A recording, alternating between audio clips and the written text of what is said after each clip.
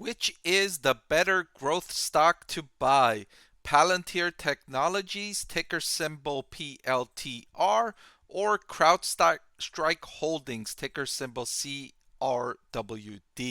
Of course, growth stock investors are attracted to the robust top line growth, and these companies are slightly different, right? With CrowdStrike in the cyber defense industry and Palantir in the data analytics industry, but their growth and their revenue, they're at similar scale. So I thought it would be interesting to compare these two incredibly popular growth stocks. So let's get right into it. Starting with revenue growth, of course.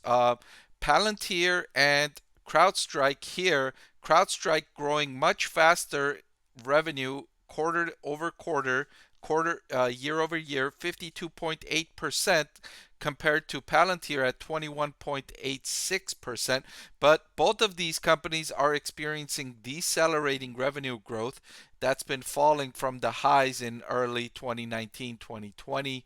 2021. It's just been trending downward. But if we look at overall revenue, you see overall revenue continues growing as it just keeps, even though the growth rate is slowing, it's still growing nicely. CrowdStrike overtook Palantir in terms of overall revenue quarterly at 580 million, Palantir at 477.88 million.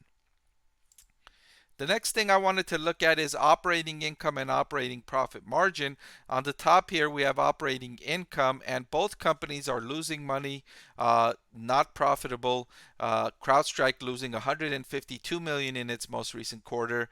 I'm sorry, in the trailing 12 months, and Palantir losing 202 million in the trailing 12 months. So CrowdStrike doing much better, doing better in terms of operating income, not losing as much money, and in terms of operating margin on the trailing 12 months, again, CrowdStrike ahead of Palantir in this metric as well, although Palantir is showing nice progress from the lows of earlier in 2020 and 2021. They're recovering. They're showing some economies in scale as they add revenue. So since these companies are losing a lot of money on the bottom line, I wanted to check in with their cash and cash equivalents, and they don't seem to have any issues with cash and liquidity. They both have over $2.4 billion in cash, very similar cash balance. So I'm just going to say it's a tie here in terms of cash and equivalents. Next, I wanted to look at cash flow from operations in the trailing 12 months. A lot of tech companies like Palantir and CrowdStrike, even though they're not profitable, they can be positive in terms of cash flow from operations because they use a lot of stock-based compensation.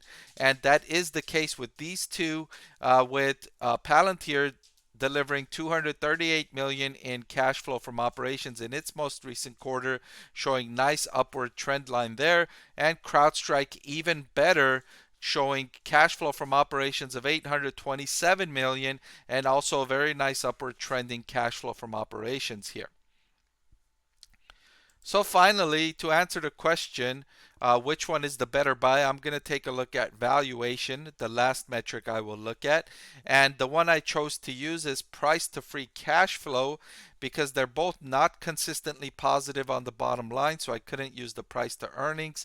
And I find the price to free cash flow to be more informative than the price to sales. And I didn't want to complicate things by using enterprise value valuations, so I chose to use the price to free cash flow. And according to this metric, Palantir is trading way more expensively than CrowdStrike at a price to free cash flow of 73.92 compared to the price to free cash flow of 40 for CrowdStrike.